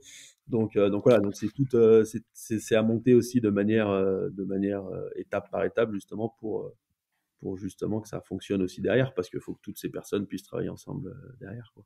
Donc ça, c'est une vocation aussi de Bête de Michael et la direction pour justement faire ça de manière solide intelligente, finalement, que ça se passe bien, quoi. Qu'il n'y a pas un changement aussi dans les valeurs, dans la façon de fonctionner, la façon de travailler, etc., et de garder la crédibilité que l'association a réussi à créer depuis une dizaine d'années, quoi.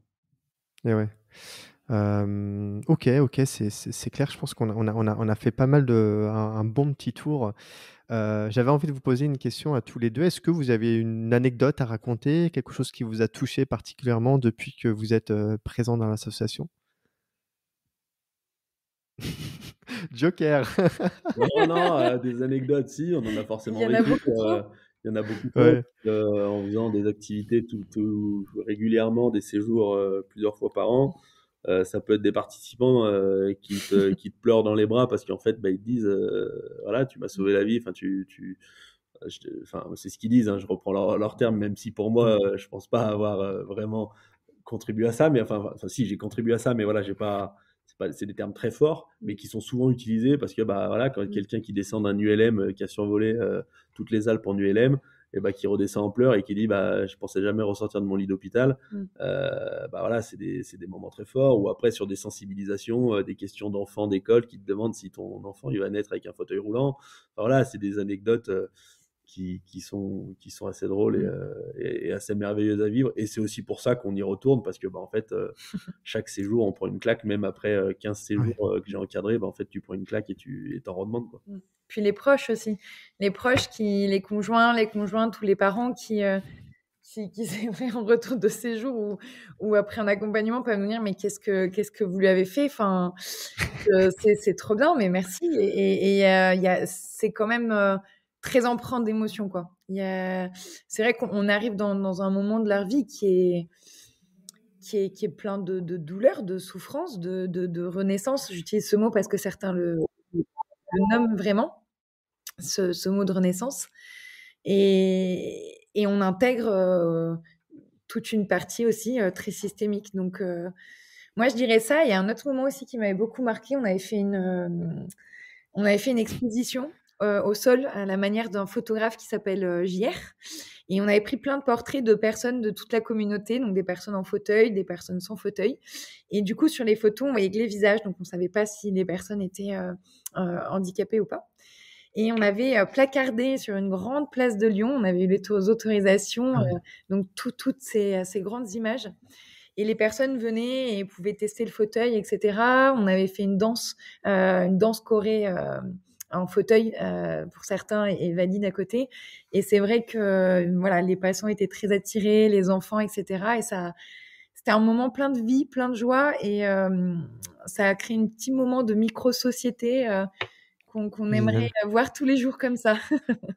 Génial. Il faudrait que tu m'envoies, je ne sais pas si vous avez une documentation sur ça ou une vidéo, peu importe, comme ça je le mettrai je regarderai déjà moi et puis je le mettrai sous l'épisode.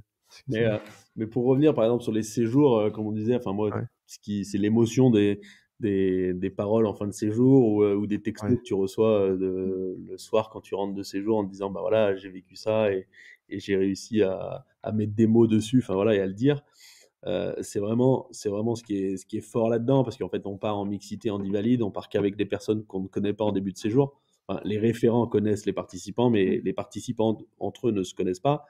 La dernière fois que tu as fait ça, c'était en colonie de vacances. Donc, C'est vrai. des gens qui ont 30 ans ou qui ont 50 ans qui partent en séjour, c'est une grosse sortie de zone de confort. Et en début de séjour, tu te connais pas, tu te dis mais qu'est-ce que je vais foutre avec 10 personnes que je connais pas? Et puis en fin de séjour, tu as fait de l'ULM, tu as fait de la plongée, tu as fait plein de choses avec des sensations qui, pour serrer des liens, les sensations, c'est quand même aussi énorme. Et en fin de séjour, souvent, il y a des pleurs juste. Tu as passé 5 jours avec des personnes, mais il y a des pleurs juste parce que certaines personnes se séparent de d'autres, de connaissances, de personnes qui viennent de tout milieu, parce qu'il y a aussi une mixité du milieu social et des choses comme ça. Et c'est ça qui est assez fort aussi, c'est de toutes ces rencontres, de se dire, en fait, c'est des personnes que j'aurais sûrement jamais rencontrées dans ma vie, avec qui j'aurais jamais partagé tout ça, parce que déjà, j'ai pas partagé avec beaucoup de personnes de l'ULM ou de la plongée sous glace. Donc, pour les participants, c'est ultra fort et ça arrive à créer des liens et de l'émotion qui est très forte et qui est souvent palpable sur les séjours, parce que voilà, on arrive à faire ressortir des belles choses, quoi. Ouais. Ce que tu dis, c'est exactement ce que j'ai vécu, mais de l'autre côté, en tant que participant valide. Effectivement, tu te dis, mais ok, tu connais personne. Enfin, moi, pour le coup, je connaissais personne, à part une personne qui travaillait. Et c'était vraiment formidable pour moi parce que, enfin, déjà, c'est une grosse claque. Parce que tu découvres une dimension que tu ne connais pas forcément, en tout cas que tu imagines pas telle qu'elle se présente à toi. On dit toujours, bon voilà, tu sais, les personnes handicapées, etc., tu peux les voir, tu peux concevoir ça, mais quand tu vis au quotidien avec ces personnes-là, c'est vraiment une nouvelle dimension qui s'ouvre à toi et tu te rends vraiment compte des challenges, des difficultés que les personnes peuvent rencontrer, vraiment de leur quotidien. Et là, il y a une espèce de compassion, d'empathie qui est assez forte et en tout cas, que j'ai vécu et je trouvais ça vraiment intéressant. Et puis cette création de liens aussi entre chacun. Tu disais qu'à la fin, il y a des gens qui pleurent, etc. Enfin, moi, personnellement, j'étais assez triste de devoir partir après avoir vécu 5 jours intenses à vivre des expériences assez folles et des choses que tu t'imagines pas forcément. Donc, ouais, c'est vraiment quelque chose de fort. Et puis, je veux bien croire l'impact que ça a sur les personnes. Je pense autant sur les personnes valides, puisque moi, ça m'a ouvert une nouvelle dimension, mais aussi pour les personnes non valides où ils partent d'un point A et ils arrivent à un point B et tu vois l'évolution qu'ils ont. Et puis après, quand ils te disent quelques temps après le séjour, bah voilà, moi je me suis mis. Là, je pense à quelqu'un. Pendant le séjour, on a fait du wakeboard. Alors, wakeboard, c'est l'espèce de planche comme du ski nautique, mais sur une planche de snowboard dans un cable park. Et alors déjà, c'est hyper compliqué pour les personnes valides. Alors, j'imaginais pas du tout les personnes non valides dessus et j'étais frappé par ça. Et puis, il y en a qui arrivaient mieux que même les personnes valides. Et pour revenir à cette personne-là, quelques temps après, elle m'a dit, cette personne qui n'arrivait pas du tout, en fait, quelques semaines après, elle a dit, en fait, maintenant, j'y vais de temps en temps, je continue d'en faire, je progresse. Et tu sens une énergie qui est tout autre et c'est vraiment encourageant et je trouve que c'est vraiment génial. Donc, non, c'est vrai que c'est une vraie claque et puis c'est une énergie qui est transmise qui est assez incroyable, je trouve. Ouais, c'est des synergies qui sont assez, enfin, qui fonctionnent à chaque fois, je dois dire. C'est assez rare que ça ne fonctionne pas. Mais je pense qu'il y a des ingrédients. Mais c'est surtout que les personnes qui, comme tu disais, ne se connaissent pas. Et déjà, c'est déjà un gros un acte. On fait rarement Ouais. ça dans la vie, d'aller Ouais. s'engager une semaine avec des gens qu'on connaît pas. Et moi, ce que j'aime dire, et c'est ce que je ressens aussi, c'est que c'est la solidarité, le collectif et la sensation forte qui va unir tout ce groupe, Ouais. plus que le handicap. Ouais, Et c'est vrai. on peut entendre très, très fréquemment, on a oublié que c'était à la fin Ouais, tu des l'oublies. jours, voilà. Tu l'oublies, c'est vraiment tu prends, voilà, tu bois un verre tranquille, tu vas faire une activité laser game tranquille. Et au quotidien, c'est vrai que, à part évidemment, il y a quelques moments où tu t'en rends compte, mais tu l'oublies. C'est une personne Ouais, mais comme tu t'en toi, rends quoi. compte, mais enfin, personnellement, hein, ce que j'ai vécu sur les séjours, c'est que tu te rends compte que bah, il y a des personnes qui sont différentes dans le sens où il y en a en fauteuil, il y en a d'autres non. Mais c'est pas un problème. Enfin, c'est de te dire, bah, on va faire un laser game. Bon, bah, il y a 3 marches d'escalier. Oui, Bon, bah, on y va. Enfin, je veux dire, c'est pas, il y a pas, bah, du coup, il y a plus de débat. Enfin, Mm. il ouais. y a des petites peurs du début de dire, bah, attends, mais on va aller là-bas, mais comment on va faire dans la neige, comment on va faire sur la plage, comment on va faire machin. Et ben, tu vas sur la plage, et ben, en fait, tu montes sur les épaules d'un pote, et puis tu y vas, et puis à Ouais. deux, on Et prend le fauteuil, et puis on va se Et baigner. t'en rigoles, hein. Moi, par exemple, tu disais le laser game, je disais à la personne qui était en fauteuil, bah écoute, on va se faire une stratégie. Toi, tu vas rouler, moi, je vais me mettre sur le fauteuil et on va faire tac, tac, tac, tac, tac. Et en fait, dans les activités, tu te rends compte, au début, c'est vrai que, enfin, moi, pour moi, ça peut être aussi des fois un peu gênant, peut-être des fois un peu tabou, tu sais, de parler en handicap. Tu sais pas, enfin, moi, je savais pas trop. Qu'est-ce qu'il fallait que je dise, qu'est-ce qu'il fallait que je fasse, qu'est-ce qu'il faut que je fasse, qu'est-ce qu'il faut pas que je fasse, est-ce que je rentre trop dans l'intimité, etc. Donc ça, c'est déjà intéressant à palper. Et puis après, finalement, bah, en fait, t'en rigoles et c'est un état d'esprit et je trouve ça très cool. Bah, passer de cette manière-là, c'est quand même très éducatif et pédagogique et justement pas moralisant que de dire à la personne valide, pas on va t'apprendre à, Ouais. à interagir avec une personne en situation de handicap, mais justement, prends le temps de sentir et prends le temps de voir si la personne en situation de handicap a besoin d'aide à ce moment-là, s'il y a une marche ou quoi, mais demande-lui. Et ça, c'est une démarche inverse, mais qui est énorme. On remet quand même au centre la personne qui est dans le besoin. Et pour la personne que nous, on nomme valide, c'est vrai que c'est déconstruire aussi plein d'idéaux.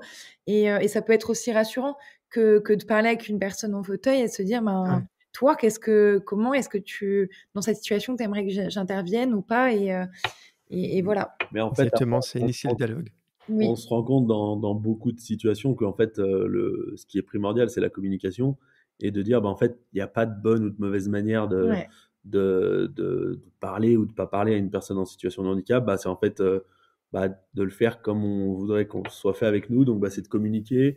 Il n'y a pas de sujet tabou. Bah, c'est en fait de poser la question. Puis, bah, si la Mhm. personne n'a pas envie de répondre, bah, elle nous dit, bah non, c'est un sujet que j'ai pas envie d'aborder avec toi ou pas maintenant ou pas dans ces situations-là. Ouais. Et en fait, voilà, il n'y a pas de souvent, c'est des peurs, c'est des craintes de se dire, mais en fait, Ouais. j'ai peur de lui parler du handicap. Bah oui, mais tu as peur parce qu'en fait, tu te projettes à toi-même et te dire, bah en fait, voilà. Ouais. Mais c'est quand le dialogue est posé, quand les questions sont légitimes, parce que voilà, il y a des questions qui ne le sont pas, enfin, ou dans des situations qui ne le sont pas. Et donc voilà, en fait, c'est juste la communication et de se dire, bah en fait, voilà, il n'y a pas de. Mm. Moi, comme je dis, je trouve qu'il n'y a jamais de questions bêtes parce que bah, si la personne se pose cette question, c'est que pour lui, il a besoin d'avoir une réponse. Donc, enfin, besoin ou envie d'avoir une réponse. Donc, bah, je lui apporterai la réponse que je peux lui apporter et que j'ai envie de lui donner parce qu'il y a des choses qu'avec des sujets, j'ai pas envie de parler avec certaines personnes. Mais comme dans la vie de tous les jours, hein, Mm. j'ai pas envie de parler Oui, de politique avec au certaines final, oui. personnes, j'ai pas envie de parler de sexualité avec certaines personnes, j'ai pas Mm. envie de parler de choses comme ça. Donc voilà, c'est un peu remettre la communication un petit peu au centre et de dire, bah, en fait, il n'y a pas de bonne manière, il n'y a pas de mauvaise manière, faites-le de manière bienveillante et humaine, et puis bah, en fait, on y arrivera. Quoi. Et à la fin, sur les séjours, c'est souvent comme ça que ça se passe. Donc ça, Oui, c'est un bel espoir pour la suite. Quoi. ouais, ouais. Non, c'est clair. Génial, non, bah, c'est très pertinent ce que tu viens de dire, Martin.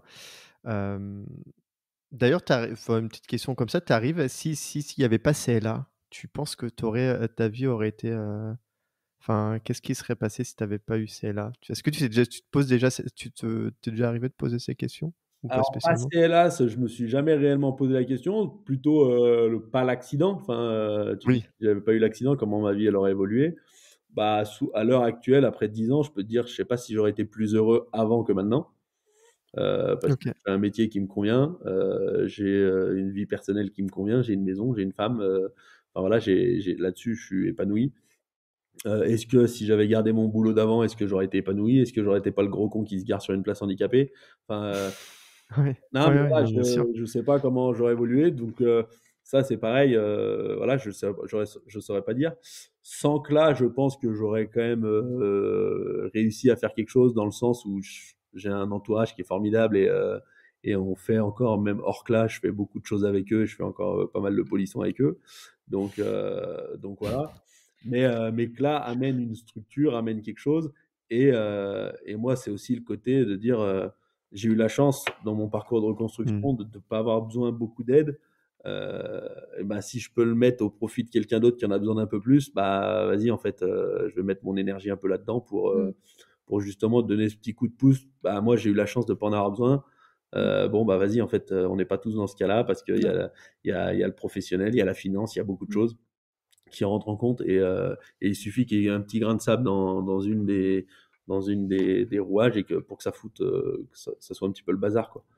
Donc voilà, moi, c'est aussi avec ça que je me claque. Je me dis, bah, à mon échelle, personnellement, j'aurais peut-être fait des choses pour aider les gens. Là, ça permet d'aider un petit peu, peut-être à un peu plus grande échelle et d'arriver à quantifier un peu aussi ce qu'on fait.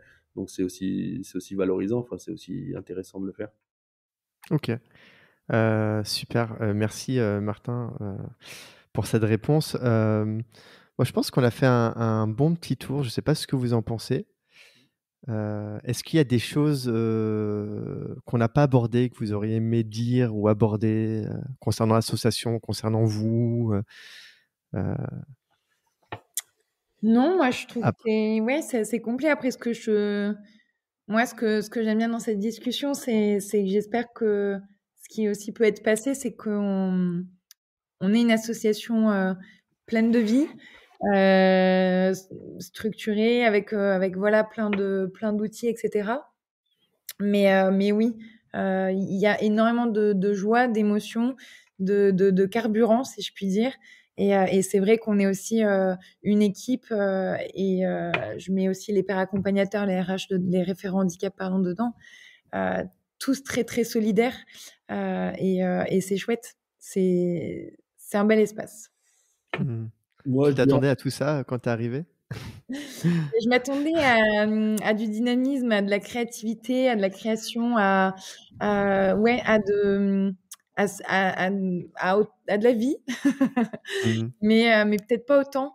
Et c'est vrai que tous les jours, c'est bon, c'est vraiment bon à ressentir.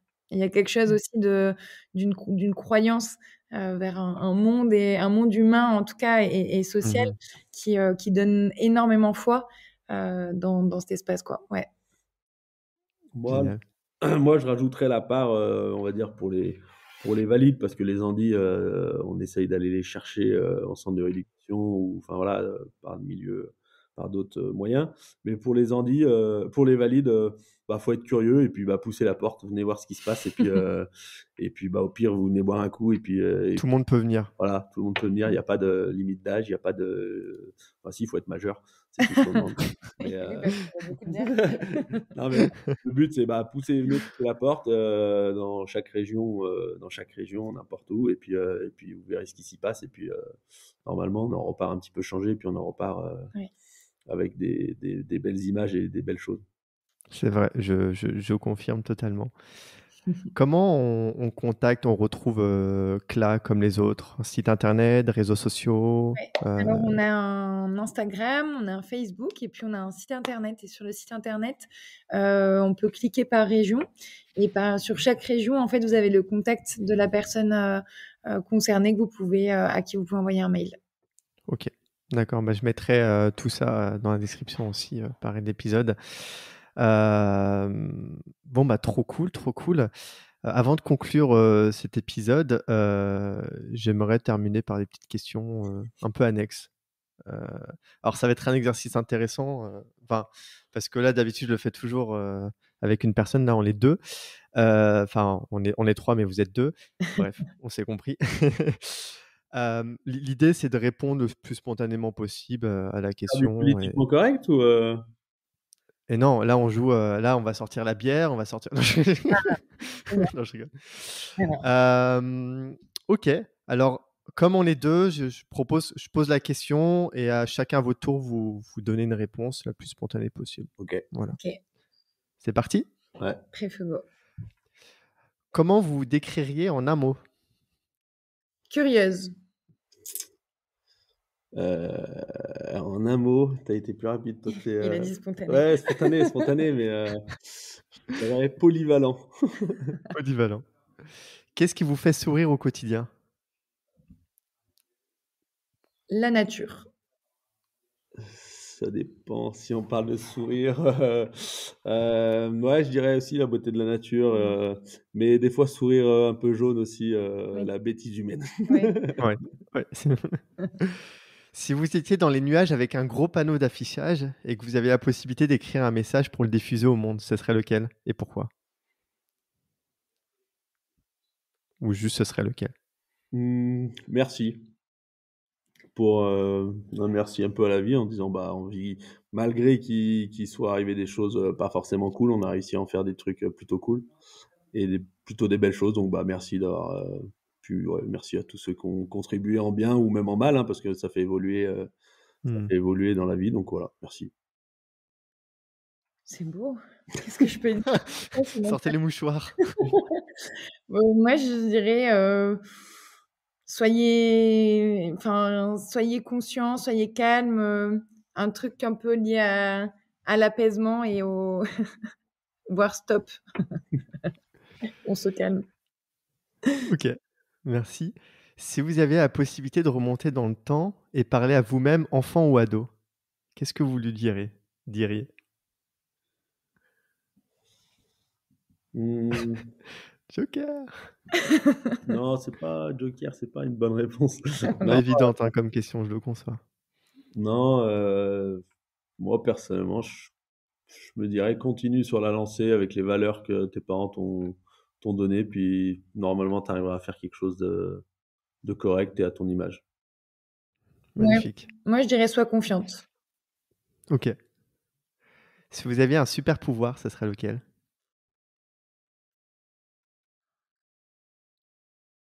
Moi, j'aimerais bien me téléporter quand même. Je sais qu'il est Je vais bien. pas dire marcher, moi c'est un peu con quand même. Tu te débrouilles. Pourquoi pas? Dis ce que tu veux. Non, ouais, téléportation, c'est pas mal, ouais. Allez. Une leçon importante que vous avez apprise dans votre vie, que vous avez envie de partager? Moi, je dirais l'humilité et rester humble, ne pas trop développer son ego non plus surdimensionné comme certains peuvent le faire, quand tu par rapport à moi, c'est souvent l'accident qui fait évoluer, enfin des situations Ouais. compliquées. Quand, tu te retrouves face à une étudiante infirmière qui a ton âge, dans des situations comme ça, tu dis: «Oui merde en fait, c'était pas ce que je voulais, c'était pas» voilà, ça te remet un petit peu à ta place en te disant: «Bah, en fait, on a tous besoin des autres». Ouais. Bah, à un moment, j'avais besoin des autres, bon, bah, ils m'ont aidé, bon, bah, voilà, reste à ta place maintenant et puis aide ceux que tu peux aider, puis ça ira bien. Moi, je dirais d'être, conscient de ce qu'on fait, de ce qu'on vit, des conséquences que ça peut avoir et je pense que pour moi, si on était un petit peu plus tous conscients de toutes les conséquences de nos actes et de juste notre présence, on serait peut-être, plus solidaires aussi. Super. Enfin, dernière question, si vous aviez l'opportunité de prendre un café avec un personnage, historique ou pas, ou une personne importante, vous choisiriez qui et pourquoi? Moi, Cléopâtre, j'ai beaucoup de questions. Cléopâtre? Ah ouais, j'ai trop de questions à lui poser.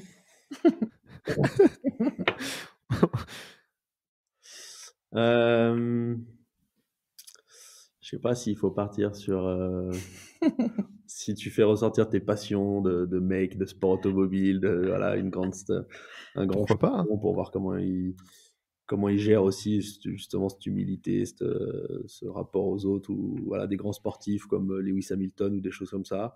Ou ouais, plus des Étienne Chouard ou des choses comme ça qui peuvent apporter certaines valeurs aussi différentes, quoi. Parfait, très bien. Ben voilà, vous êtes sortis, vivants de cette petite question, Bah oui, c'est on est prêts, hein. Allez, c'est parti, on enchaîne. Bon, bah, génial, vous avez un dernier message à faire passer? Non, je crois qu'on a dit pas mal de choses. Ouais, ben, merci beaucoup, Merci à toi déjà à toi, hein. Trop cool. de prendre du temps pour ça et de Ouais. Bah, merci à vous, Lola et Martin. Vraiment, c'était enrichissant.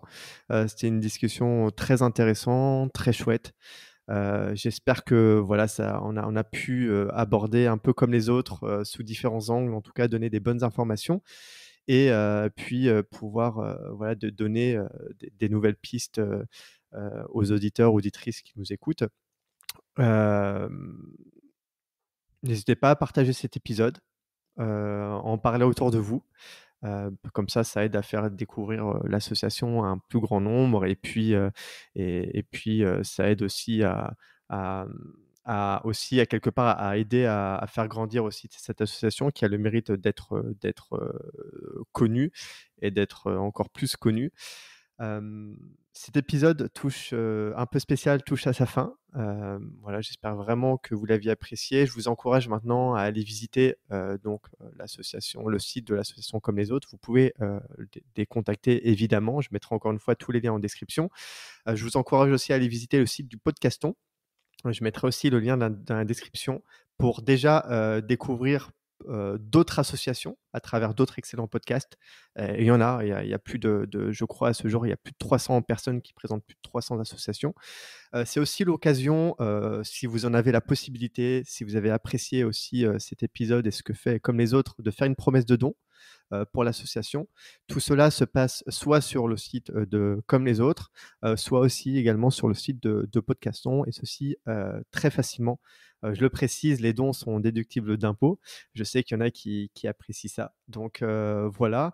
On compte sur vous. Merci pour votre écoute, d'être resté jusqu'à présent, pour votre fidélité, et je vous dis à très vite pour un nouvel épisode. Merci encore, à bientôt, et merci Lola et Martin. Merci à toi. Ciao, ciao.